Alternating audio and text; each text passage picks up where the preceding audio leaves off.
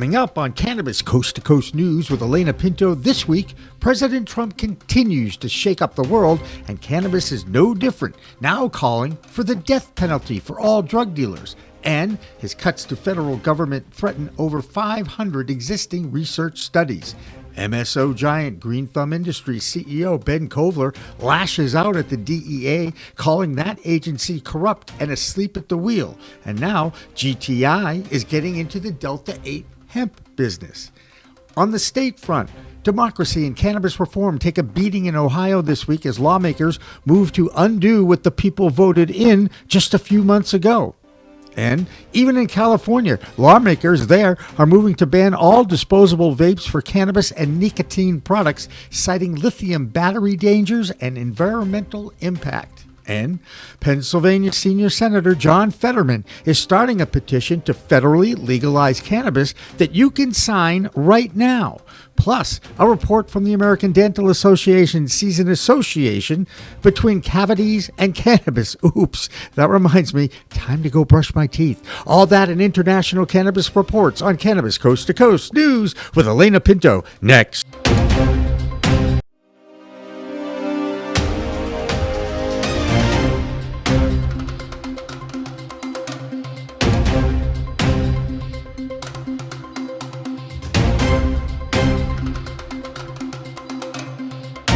Hi, everyone. Welcome to this week's Cannabis Coast to Coast News, PCMTV's weekly production of cannabis news here in the United States, Europe, and Canada. I'm Alaina Pinto. Now that we are releasing the show on Mondays at 9 a.m., you can watch the live stream on 7 social media platforms simultaneously, or you can get that live stream right on the PCMTV app available at the App Store and on Google Play. Scan the QR code, and that will take you right there. We start with a confusing environment in our nation's capital where cannabis reform just isn't a priority for the ruling Republican Party. This week was even more bizarre after President Trump's meeting with the Ukraine President Zelensky that ended abruptly after the two had a rather volatile exchange in the Oval Office.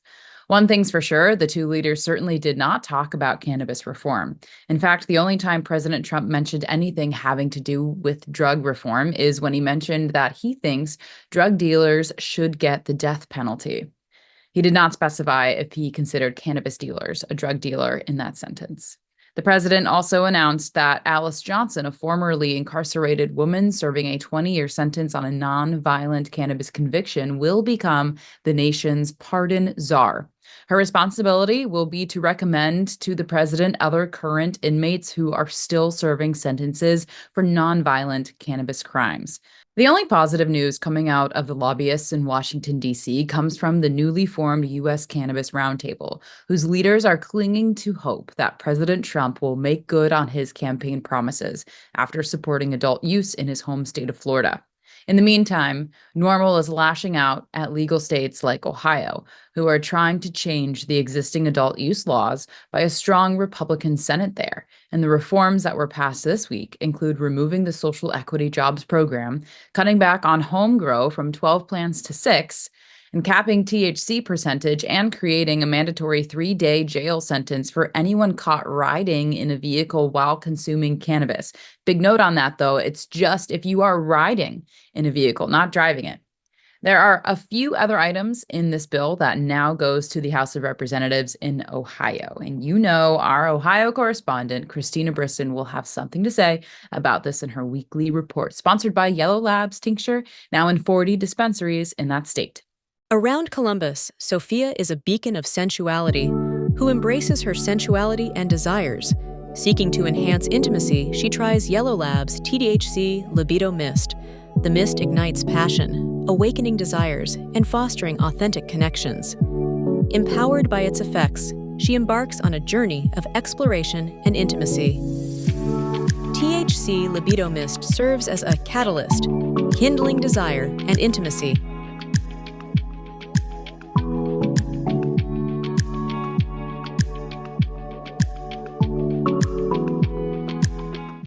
Hi, I'm Christina Brisson with Over the Top Renovations with your weekly Ohio Cannabis Report with Cannabis Coast to Coast News. I'm going to start off with a piece of positive news before I go on my next rant. They're opening a new dispensary in Niles, Ohio, which is going to be recreational as well as medical, so congratulations for that. But let's move on to the rest of the story that's taking over all the news in Ohio this week. And let's be honest, all of us voters are pretty pissed. SB 56 passed through the Senate, which changes everything about our laws with THC and cannabis and how it's going to be handled, the taxation, where the money goes, what the percentages are, what we're allowed to grow, and more. There's a lot of changes that no one wanted in this. And Ohio took the time to vote cannabis in when we were ready for the right measures. We had opportunities before and we did not like how it was laid out. And now we finally have things the way we wanted, and they're saying, no, we're going to change every last bit of it. So it has to go through the House and it's got to go through the governor, but we all know Governor Mike DeWine supports this bill. Let's hope this dies in the House. Everybody speak up, reach out. This is not okay. This is a complete screw you to us voters, and it needs to change, and something needs to happen. That is your weekly Ohio Cannabis Report, and I am Christina Brisson with Cannabis Coast to Coast News.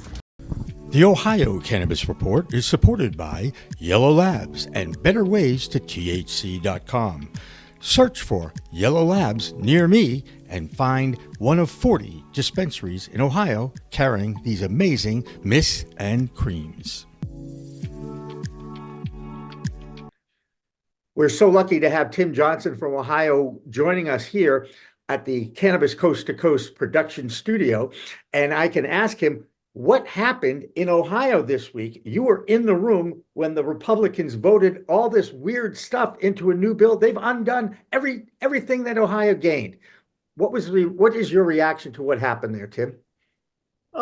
For Ohioans, it was nothing unexpected. We knew it was coming. As we've been following issue 2 since it's passed, and we've watched what happened, and we've been receiving somewhat, I guess, legislative respect and following the timeline. But last week on the Senate floor, in addressing Senate Bill 56, what we seen was Ohio Senate Bill 56. It presented a new era of cannabis prohibition in Ohio, is the simplest way to put, or to reply to the bill's language. Are you confident that the House is going to come up with a counter bill or just block this one? No, they're going to come up. I really believe they'll come up with a counter bill, one of their own. They don't want to take something that's so pejorative in the minds of Ohioans, and say, okay, well, we're just going to make a couple adjustments on Senate Bill 56 and it'll pass the Senate Bill 56. I don't think it's going to happen. We've got too many calls to actions right now, too many people calling for their resignation, advising them, elections are around the corner. It's just gotten to a point that's ridiculous to, speak of the voters that put you in office, to basically call us stupid and call us dumb. We don't know what we're doing, and so forth. So no, I truly believe with the contacts I have and my intel that the House will come up with something much better, and they'll get rid of a lot of the criminal enhancement of criminal penalties and laws that they're adding into. Much of them date back to worse than the current illicit drug laws in Ohio. Well, Tim Johnson, as always, thank you so much. We now go back to Alaina Pinto in the studio. Don't look now, but the legal regulated cannabis industry is moving towards the more unregulated hemp industry and getting into infused beverages and other hemp-based products because it's a lot easier to operate in that market. It's kind of like if you can't beat them, join them. Well, that's what's going on with one of the larger multi-state operators in the U.S., Green Thumb Industries out of Illinois. This week, their CEO, Ben Culver, ripped the DEA for their delaying practices and called them clueless and asleep at the wheel. In their fourth quarter earnings call with investors, Kovler painted a very bleak picture on future federal reform of cannabis, including the fact that he doesn't see legalization happening for at least a decade. Kovler's quote during that call was, "We think the DEA is corrupt and misguided and out to lunch," unquote. GTI has a strong reputation in the industry as one of the few publicly traded MSOs that has a solid financial model. Their preemptive move into the hemp-derived industry is another sign that GTI is ready to adapt to the new, more prohibitionist administration in Washington, D.C. Our Illinois reporter, Mark Allen, is already preparing for this move in his own backyard. Here's the Chicago Clone Guys report for the week. What's up, everybody? This is Mark Allen, the Chicago clone guy, checking in from Illinois for Cannabis Coast to Coast News, and this is Bird in his spot like always. Thanks for tuning in. As you all know, as we all know watching this show, that the MSOs, or for the people that don't wear suits every day, multi-state organization, MSO, the big companies is what I like to call them, they've pretty much, they dominate the cannabis industry, and especially they're starting to take over the hemp industry for the intoxicated hemp. Well, not for long. Small guys are starting to do it too. This guy. I currently have, as you're going to see a video coming up here, I have agriculturally zoned land, which is required for a hemp permit in Illinois now. They changed the tax code, so they're making the barriers to entry more difficult. But I knew that, so I anticipated that. I bought the property, and now, as you see in this video, I have a commercial facility being built on a multi-acreage field for our commercial hemp, clone producing facility. And we're also going to be doing outdoor intoxicated hemp, working possibly, with the MSOs or the small people. So it's not always the big guys out there. There's the small guys like me in the clone camper that are fighting for it every day too. But, I wish everybody luck in this business. So that's pretty cool seeing going on there. Illinois, some more news in Illinois. An Illinois committee advances a bill to eliminate the search of a vehicle alone by the smell or odor of burnt or raw cannabis. That's pretty good information. I like hearing that going through. The East Dundee Police Department are having some bad news because they recently raided a hemp shop and they had to give it all back, including the money that they took. And now the owner of that hemp shop is suing them for an illegal raid. Imagine that. They're alleging that it was based on race, and they also allege that the East Dundee Police Department knew that other local shops were doing the same thing they were doing in the same area, but left them alone because they were not the same race. But those are alleged statements. But that sums up this week's Cannabis Coast to Coast News. I'm Mark Allen, the Chicago clone guy. Checking out. Thanks for tuning in. California continues to drive more revenue in cannabis sales than any other state, yet the industry is struggling because of overregulation and another elected body that continues to make it as difficult as possible to survive in the industry. And now, a state assemblywoman is introducing a bill that would effectively ban all vaping tools for cannabis and nicotine. Assemblymember Jackie Irwin has introduced a bill that would ban single-use cannabis and nicotine vapes statewide. The reason has to do with public safety, claiming the lithium batteries in those devices are prone to spontaneous combustion. On top of that, she cites the impact of these devices on the environment. On top of that movement is the decline in tax revenue and the desire of the California state government to increase already existing taxes up to 25%. Industry lobbyists believe that if this happens, even more cannabis businesses will fail and consumers will return to the illicit market. California joins other legal adult use states who want to inflict and increase taxes to make up for budget shortfalls. Our California reporter managed to find a safe haven for cannabis enthusiasts. It was a Cannabis Chamber of Commerce event in West Hollywood at Pleasure Med. Here's Dina Nagib. Hi, I'm Dina Nagib, Principal Consultant of Grass Goddess Consulting, reporting for Cannabis Coast to Coast News. Special report today. I'm here with Ian Rassman of Rassman Payments. How's it going, Ian? It's great. It's awesome to be here today. Here we are hanging out in a lounge, Cannabis Lounge in West Hollywood. Yeah, we're at Pleasure Med today. Do you want to tell everyone what we're doing here? We're here with the LA County Bar Association and Cannabis Chamber of Commerce to come together and discuss the plant. Here at Pleasure Med in West Hollywood, a cannabis consumption lounge. And we've had a lot of amazing products here today. Really some fantastic stuff. It's an amazing group of people. Like, there are a lot of attorneys here, but a lot of other people. It's really been great. And West Hollywood has really been leading the way when it comes to consumption lounges for cannabis. So I think that it's great that we were able to come here together today and talk about the future. Absolutely. West Hollywood is definitely leading cannabis tourism.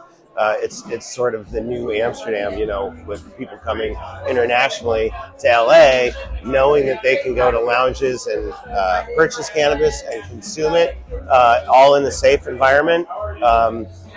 This is amazing.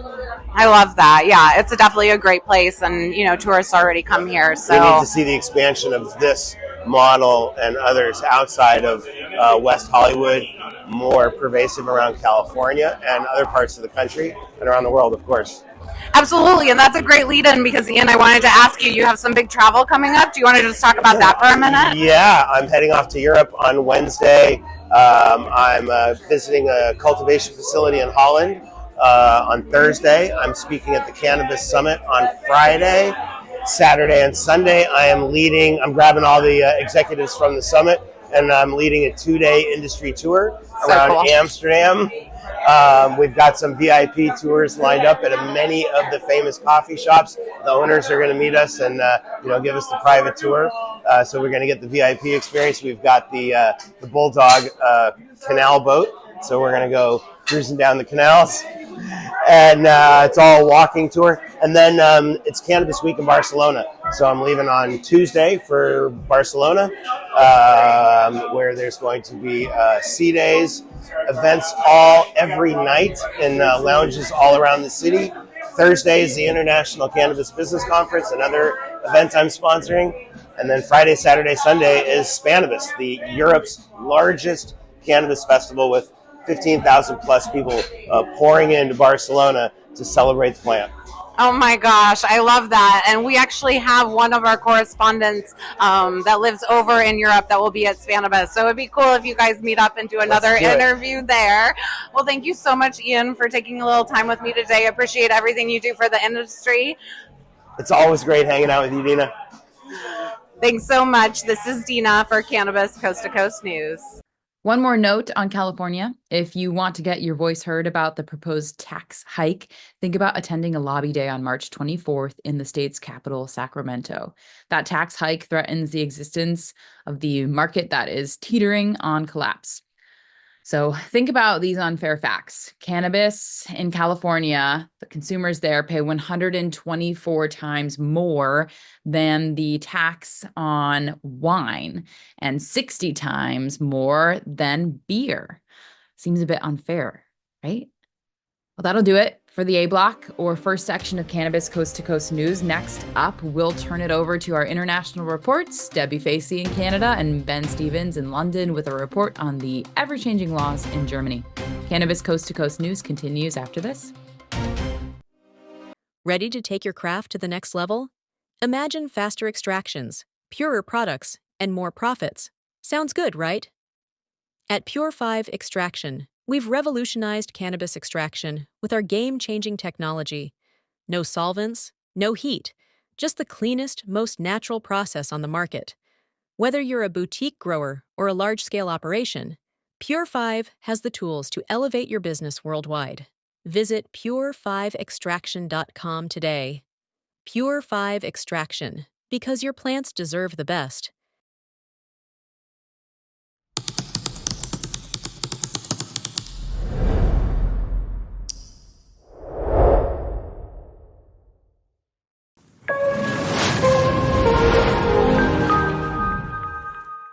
Welcome back to Cannabis Coast to Coast News. I'm Alaina Pinto.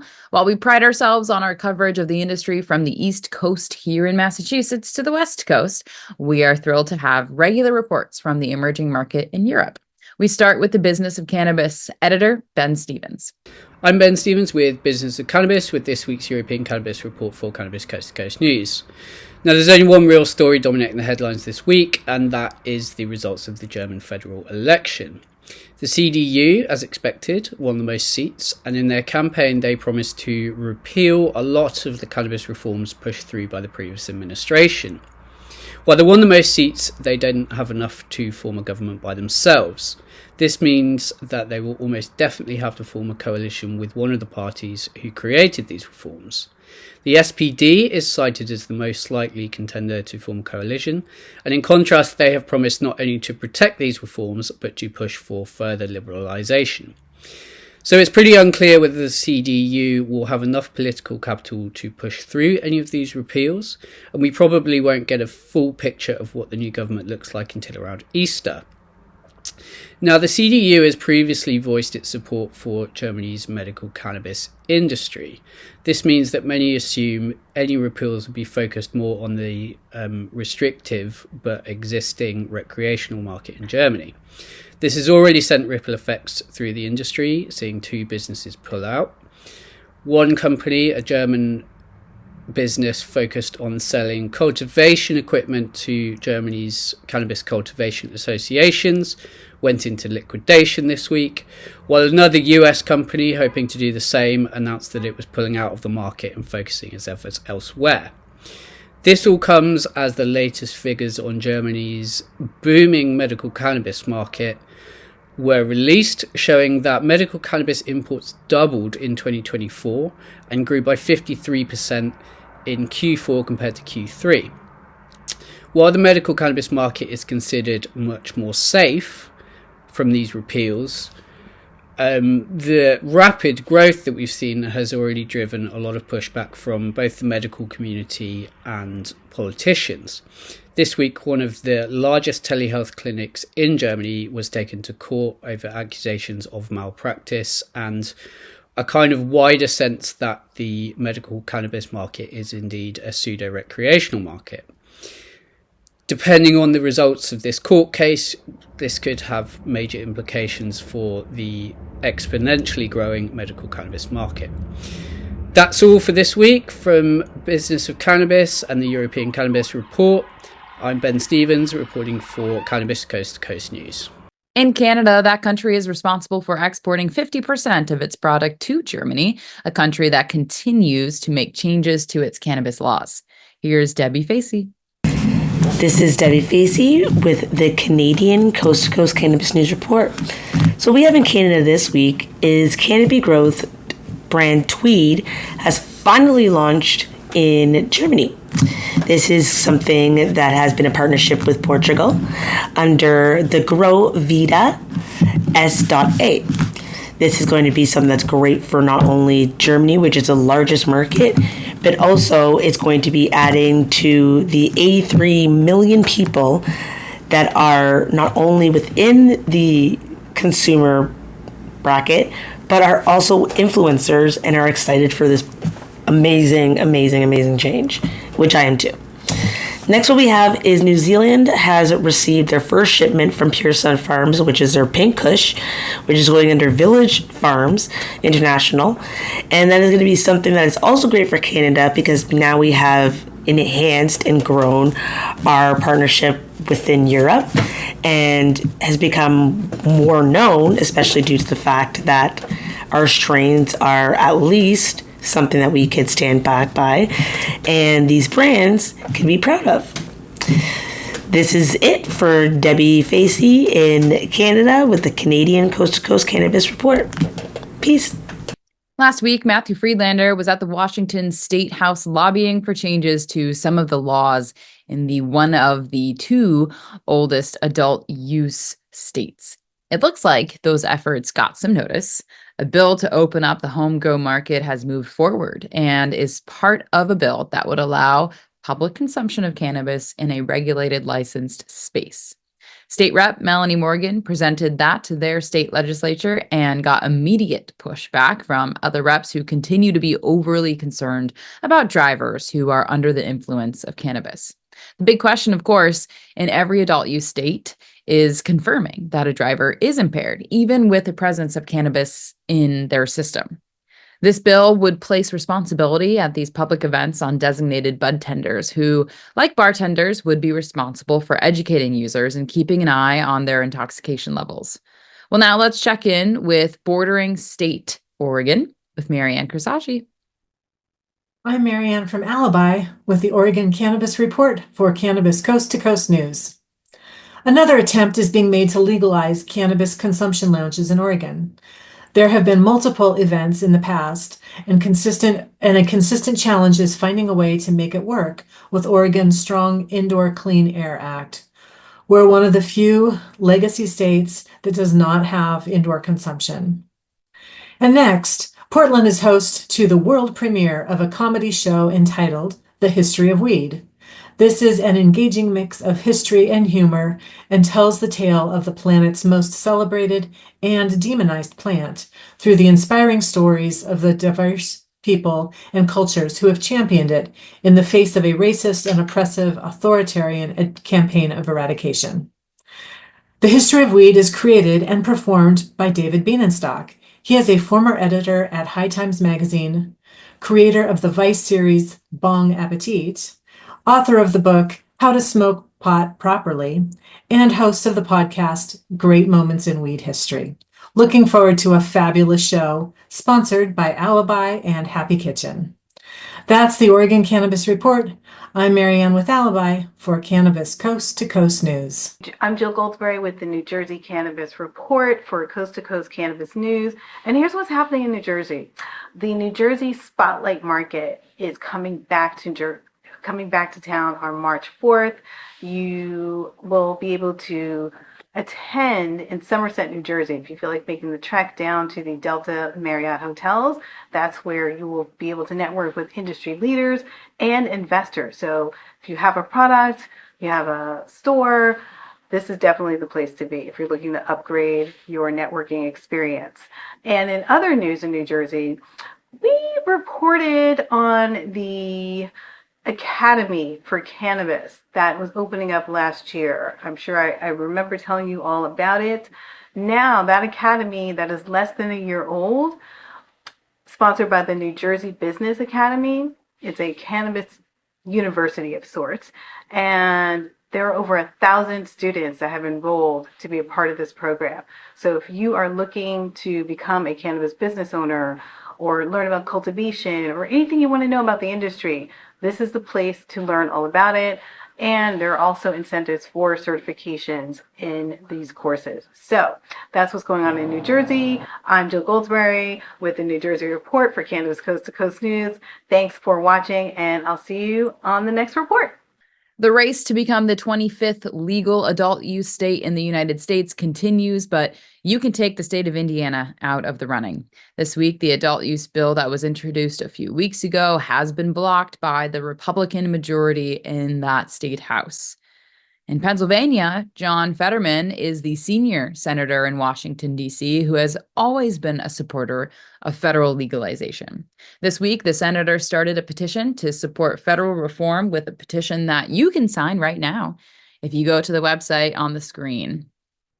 Okay, got it? Now let's check in with Karen Black in Arizona, a state with declining revenues that is still bullish on the plant. Here's Karen. I'm Karen Black from Greenfinger Consulting with the Arizona Cannabis Report for Cannabis Coast to Coast News. The Arizona Department of Health Services released its official cannabis sales figures for 2024.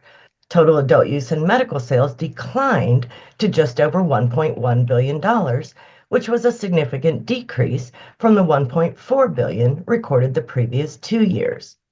Industry insiders cite shifts in consumer behavior and increased competition, including from the illicit market, as reasons for the decrease. Moving over to the legislature, 5 of the original 12 marijuana measures are still in play. 2 bills, one about cannabis advertising restrictions and one limiting where medical dispensaries can be located, have made it out of their original chambers and are expected to pass. 3 other bills are waiting for committee of the whole hearings. They're about medical clinical research trials, intoxicating hemp beverages, and dual licenses in rural communities. Down in Tucson, the Old Pueblo Hemp Company will be upgrading buildings in the Tucson Unified School District and the University of Arizona with its hemp insulation and building materials. The partnership is one of the largest commercial applications of hemp-related construction in the country. Meanwhile, back in the Phoenix metro area, the Best in Grass Arizona Award Show was held February 28th in conjunction with the Marijuana Industry Trade Association. The affair featured red carpet arrivals at the Corona Ranch and Rodeo Grounds in Levine Village. Also this past week was the 3rd annual Arizona Cannabis Awards Music Festival, which took place March 1st in Glendale. That's all for this week's Arizona Report. I'm Karen Black from Greenfinger Consulting reporting for Cannabis Coast to Coast News. Earlier in the show, we visited another cannabis social club in West Hollywood in California, a state that is starting to open up more consumption lounges every month. In Oklahoma, they have an interesting approach to social clubs. You can bring your own cannabis into an alcohol-serving bar. That's where Kimmy Cannabis reports from this week. I am Kimmy Cannabis from Can I Talk About It with the Oklahoma Cannabis Report for Cannabis Coast to Coast News. I'm at the Up Down, an adult arcade in the Plaza District in Oklahoma City. This is a cannabis-friendly patio that we're on. Not only can you come here to play arcade games and consume alcohol if you're over 21, you can also consume cannabis on the upstairs balcony. I'm here with a couple customers to get their view from the patio. So, hello. Hi. What are your names? I'm Ashley. I'm Rocky. And is this your first time being at the Up Down? No, we've been here. You've been here many times? Yes. Yes? Yes. And do you have your med cards, by the way? Yes. Because this is a medical cannabis state, just so we say this, so you do have to have your med cards to consume at any of these locations. Correct? Correct. Although they don't card you, but you have to be responsible, right? Yes. So have you ever had any kind of problems with consuming on a balcony with anybody? No, never. It's very welcomed. It's not like the alcohol exchange, right? No, not at all. Like no conflicts. No. Like just love. Yeah, right? Right. So do you play games here? Yes. They have some of the best games here. I love that we have this much these many things here to occupy us as cannabis consumers. Yes. And I just personally love it. We love it here. We're always welcomed, and it's just a safe place. Yes. Good. Well, I appreciate you guys giving, us your view from the patio. Yes. And thank you. Thank you. And I am Kimmy Cannabis. That is it for this week's Cannabis Coast to Coast News Oklahoma edition. Peace, love, and all that good stuff. That'll do it for the B block of Cannabis Coast to Coast News, but we still have one more section to go. And in that one, we will have more state reports and tell you about the American Dental Association's warning about cannabis and cavities. Cannabis Coast to Coast News continues after this break.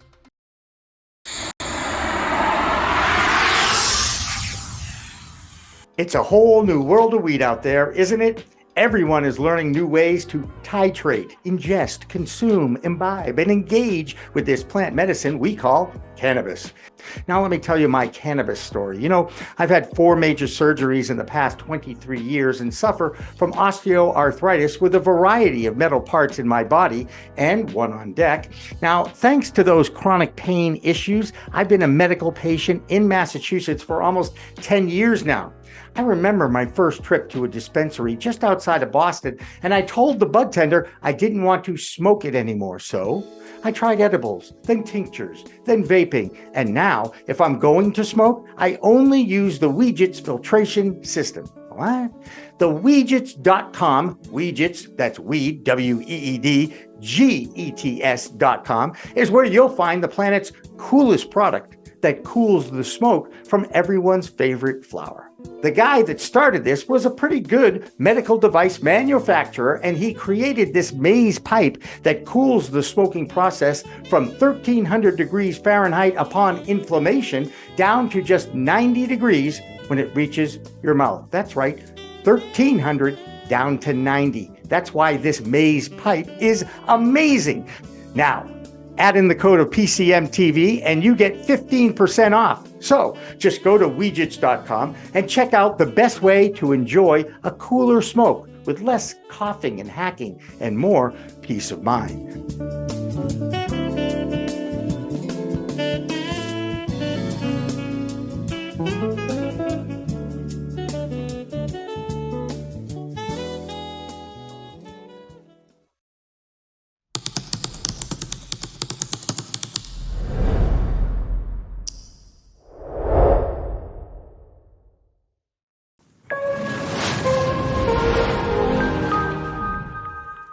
Welcome back to Cannabis Coast to Coast News. This is the final section, or the C block, of our weekly news show. I'm Alaina Pinto. One more reminder to download the PCMTV app, available on Google Play and the App Store. Not only can you get access to our documentation of the fight to end cannabis prohibition, but you can also get the live stream every Monday morning at 9 a.m. Eastern Time. First up in this final section is the Virginia Report with Joe Parsons. I'm Joe Parsons with the Virginia Cannabis Connection and Higher Education's Coffee Talk, sponsored by 97.5 3WV, reporting for Cannabis Coast to Coast News. In a repeat of last year, another one of Virginia's cannabis bills has made it through the House and will be sent to the governor's desk. And hopefully this time it won't be another missed opportunity for justice. House Bill 2555 would create a process for sentence modifications and would allow incarcerated individuals and those under state supervision that are eligible for cannabis-related offenses to petition for relief. Of course, these offenses cannot involve firearms and must be nonviolent to qualify. Last year, the governor vetoed a similar bill that denied relief to over 1,800 men and women that are unfortunately still paying a price for laws that have since changed. He cited that the bill would undermine the legal system and the judges that felt that the sentences were necessary at the time of sentencing. While the governor's position on this issue has not changed, the support for this bill has since grown in popularity, especially since Maryland and other states have enacted similar measures. Recent polling indicates that 84% of registered voters support the release of incarcerated people serving sentences for crimes that include activity that is now legal. Another survey found that 72% of voters approved former President Biden's pardons of nonviolent cannabis offenders, including, get this, 55% of Republicans. So the question remains, will these new numbers and increased support for this measure, along with pressures of the gubernatorial election coming up in November, now might be a good time for Governor Youngkin to start winning the support of his constituents that have shown the bipartisan support for this bill and the adult retail cannabis bills to become law. Now, one way you can help is to get involved by contacting the Last Prisoner Project. Their work has been leading the way to get justice for individuals who have been negatively affected by the failed war on drugs. They can always use volunteers or donations to continue their mission to free everyone that is being jailed for simple cannabis offenses. You can contact them by going to thelastprisonerproject.org. Well, that's going to do it for this week from Higher Education's Coffee Talk, sponsored by 97.5 3WV in Charlottesville, and reporting for Cannabis Coast to Coast News. I'm Joe Parsons. Until next time, stay lifted. One of the most controversial executive orders that President Trump has introduced in his first 100 days in office are the cuts made to the federal workforce and the budget cuts to medical cannabis research that scientists and academics are already in the middle of. According to a report by MJ Biz Daily, there are currently 565 ongoing research studies on the long-term effects of cannabis on the brain in adults and in children. The National Institute of Health has seen their anticipated funding frozen by the president's executive order and will use the courts and legal system to loosen that freeze. According to an NIH database in 2012, the year that voters approved adult use laws in Colorado and in Washington state, researchers published around 1,200 cannabis-related studies, mostly focused on the harms of the plant medicine. By 2021, the NIH published more than 4,200 cannabis-related research projects to not only look into the harms of cannabis, but also research the overwhelming anecdotal evidence of the potential benefits of the medicine. Many of the academics who are in danger of losing their staffs and their funds did file a lawsuit to stop the freeze.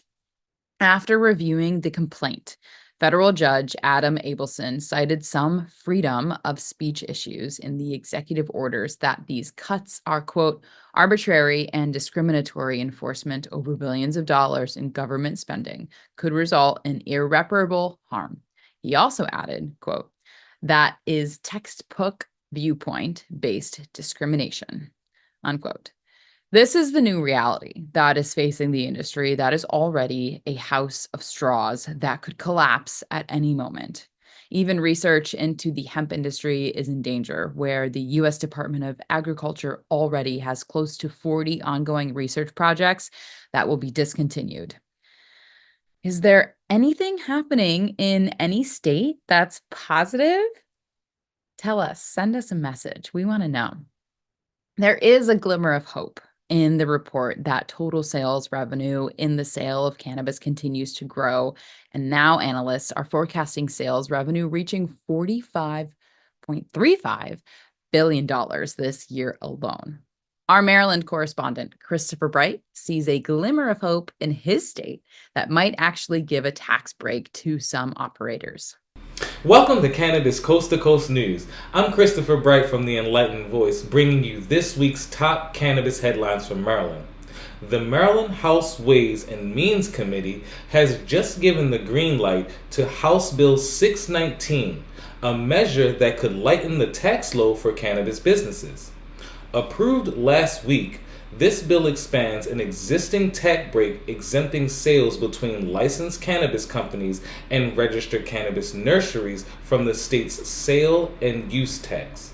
Right now, medical marijuana and some business-to-business sales dodge that tax, but come July 1st, 2025, nurseries could join the party if this passes into law. Supporters say it's a win-win. Lower costs for growers and retailers mean a stronger, more sustainable cannabis market, plus it might encourage more nurseries to register, boosting the supply of top-notch strains and spicing up competition. In Maryland's cannabis scene, it's already booming. Since recreational cannabis launched in July 2023, thanks to voters saying yes back in 2024, the state's raked in $94 million in sales just this January, pushing the all-time total to nearly $1.8 billion. This bill's now headed for the full House for a vote, and folks in the industry are watching closely. And now we introduce our content creators of the week. I would like to shine a light on the incredible team at Get to the Joint. Their podcast offers a vibrant perspective on the latest cannabis trends, innovative products, and the camaraderie of friends discussing the Maryland cannabis scene. Everyone should take a moment and get to the joint. Be sure to subscribe and let them know that the Enlightened Voice sent you. And this has been this week's Maryland Cannabis Report. I'm Christopher Bright from the Enlightened Voice, reporting for Cannabis Coast to Coast News. There is one multi-state operator that continues to grow profits as well as the cannabis sativa plant. It's Florida-based Trulieve, with over 200 dispensaries nationwide. A fourth quarter report was positive, which is still rare in the biggest companies in the industry. As you might expect, their stock rose too. And when it comes to the stock market, our Doug Miller continues to be high on Wall Street. And in this case, Trulieve. Here's Doug. I'm Doug Miller from High on Wall Street with this week's Cannabis Stock Report for Cannabis Coast to Coast News. Trulieve Cannabis Corp co-founder James Purnell has been appointed president of the Florida-based marijuana MSO. Purnell, who co-founded Trulieve with CEO Kim Rivers in 2015, has more than 20 years of experience as an entrepreneur and cannabis operator. Trulieve reported fourth quarter revenue of $301 million, a year-over-year increase of 5%, according to the company's February 27th quarterly report. Their annual revenue was up 5% to $1.2 billion. And among other developments noted in Trulieve's quarter report, the company launched Onward, a non-alcoholic THC-infused beverage, opened 33 stores in 2024, increasing its retail footprint to 225 locations nationwide, and it began adult use sales at 3 Ohio locations. So let's see how the stock chart looks. It's trading around $4.25, and it's been down with the rest of the market. So I would expect it to set back up. So be sure to trade smart and lock in those profits. And that's this week's Cannabis Stock Report. Reporting for Cannabis Coast to Coast News, I'm Doug Miller. If you think your state is dragging its feet to launch a medical program or an adult use market, think about the state of Alabama. In 2021, that state decriminalized the plant medicine, and 4 years later, still has not opened up one dispensary. There have been lawsuits, changes in the regulations, and over $8 million has been spent during these delays. Another example of state governments having no clue on how to launch a medical marijuana program, let alone adult use. One area of the United States that continues to embrace the revenue generated from their state's market is Nevada. This week, Tina Tasaka reports from the Arizona Cannabis Music Awards and has an update on the tribal nation's effort to operate a successful adult use business there. Here's Tina. Good evening. I'm Tina Tasaka with 420 Technologies, and I'm doing a little road show. I'm covering the Arizona Cannabis Music Awards Festival. This is the Nevada and Tribal Nations Report for Cannabis Coast to Coast News. Nevada's illicit cannabis market, which I reported on last week, has grown to a $242 million industry, reducing the state's tax revenue from legal sales. The Cannabis Compliance Board, CCB, reported a decline in taxable cannabis sales from $965 million in 2022 to $829 million in 2024, with tax revenue for schools dropping by $32 million. Lawmakers voiced concerns about illegal sales, with Senator John Steinbeck calling it out of control. CCB officials noted illegal deliveries, high-potency hemp products, and unregulated sales in smoke shops and gas stations. While some lawmakers, like Senator Fabian Denote, proposed expanding legal sales through restaurants, spas, and events, current laws limit cannabis sales to licensed dispensaries and lounges. Some areas that can enhance efforts, events. Some lawmakers see potentials in legalizing cannabis sales at large events like the Electric Daisy Carnival, but this would require new legislation and licensing changes. This past Thursday, February 27th, the Indigenous Cannabis Industry Association and the Socalgon Mole Lake Tribe hosted the Wisconsin Cannabis and Hemp Industry and Policy Summit. Exciting developments unfolded at the summit, where cannabis leaders, experts, and advocates are shaping the future of the industry. Key topics included Wisconsin's proposed medicinal cannabis bill, federal legislation, and the economic and health benefits of legalization. Tribal leaders discussed sovereignty as a tool for growth, and top-notch panel discussions were filled with industry subject matter experts to discuss cannabis and hemp innovations.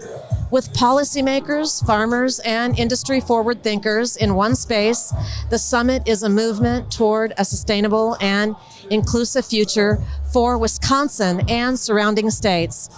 That's it for the Nevada highlights and tribal nations. I'm Tina Tasaka with 420 Technologies and Cannabis Coast to Coast News. And we are still here at the Arizona Cannabis Music Festival Awards.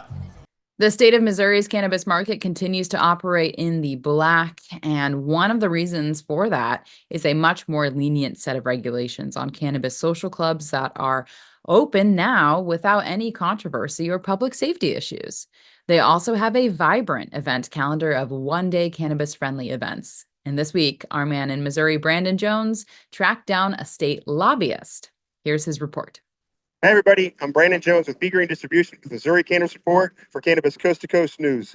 And you know, we've been watching closely the bills that have been going on here in the state of Missouri, and we're very lucky to be joined by lobbyist Ethan Thampy. Ethan, how are you doing today? Pretty good, man. I'm actually on the Kansas side of the border this afternoon, was helping the good folks in Kansas out on their cannabis and hemp legislation. So, well, I first of all want to say thank you very much for being there in the actual courtrooms, doing the groundwork, and being an advocate for us that are trying to get cannabis here for all the medical patients. And, you know, if you could just kind of tell everybody what's kind of going on here in the state of Missouri and bring us kind of up to speed for those across the country. yeah, absolutely. So here in Missouri, we're kind of in a little bit of a war between the marijuana industry, which is kind of a regulated monopoly. We got license caps on the marijuana licenses in Missouri, so you can't enter. There's a small number of companies that control the market. And the hemp side. So I work with American Shaman here in Kansas City and some other companies around the state. And, hemp, we're seeing an explosion in the THCA flower market. We're seeing the pervasive distribution of 5 milligrams or lower dose hemp-derived THC beverages. We're seeing, a lot of presence in the market, especially in the C-store, smoke shop, even in grocery stores these days. I So can say even Total Wine in Kansas picked up Cheech and Chong's drink as well, correct? yeah, American Shaman works with Cheech and Chong. So I've been fortunate to be on the phone with them not too long ago. But yeah, so here in Missouri, we have kind of 2 or 3 different bills that would aim to regulate in various facets the hemp industry. The marijuana industry has a bill in the House and the Senate that would basically ban. They call it intoxicating hemp. So I don't like that terminology, but let's just roll with it. The marijuana industry has legislation to ban intoxicating hemp from outside of the marijuana dispensaries. We're obviously fighting that. And then there's 2 different versions of legislation that would protect the hemp industry and regulate us and give us some consumer safety and testing standards and make sure packaging isn't attractive to kids and so forth. So we're working on that. We're about 2 weeks away from the midpoint in the Missouri legislative session. So getting anything done this year is getting close to the limit of when it can, how the timeline feasibly works. So we're trying to get something good out of this legislative session. We've got once we come back from spring break on I want to say 4th week of March, we have 8 weeks left. Our legislative session goes through May. I want to say 17. So that's kind of the timetable. Well, thank you again for joining us. Thank you for what you do every day. And like you said, you are in Kansas right now and coming back to Missouri. There's a great thing that you're taking care of both states and making sure that patients have access. So thanks again. I'm Brandon Jones with B Green Distribution. This is the Cannabis Coast to Coast News, and this is our Missouri Report. Have a great week. Stay medicated and educated. Thanks, Ethan. And finally, does frequent use of adult use cannabis cause cavities? Another research study reports that the answer is yes. In an article published in January of this year, the American Dental Association used a cross-sectional survey of the research results from a self-reported survey of over 5,600 adults between the years of 2015 and 2018. That survey was done 10 years ago by the National Health and Nutrition Examination Survey. Their results claim that frequent recreational cannabis users have a 17% higher probability of an increase in cavities, and a 55% have a higher chance of untreated root surface issues, and 41% higher odds of having severe tooth loss. So if you use cannabis once a month, you qualify as a frequent cannabis user, and you better take care of your teeth. So don't fall asleep before you go brush. Okay, but keep in mind that original self-reported data was collected over 10 years ago and did not include medical patients. So it's just another example of this new wave of propaganda backed by the substance abuse community and the return of prohibition spin by the medical and political community. Such is the state of this industry in 2025. Not a lot of positive momentum going on in the first 2 months of the year, but supporters and lobbyists will have to become even more dedicated to the cause, especially over the next 4 years. Okay. That's this week's Cannabis Coast to Coast News. I'm Alaina Pinto. Remember, it's a whole new world of weed out there. Consume responsibly and brush your teeth. We'll see you next week.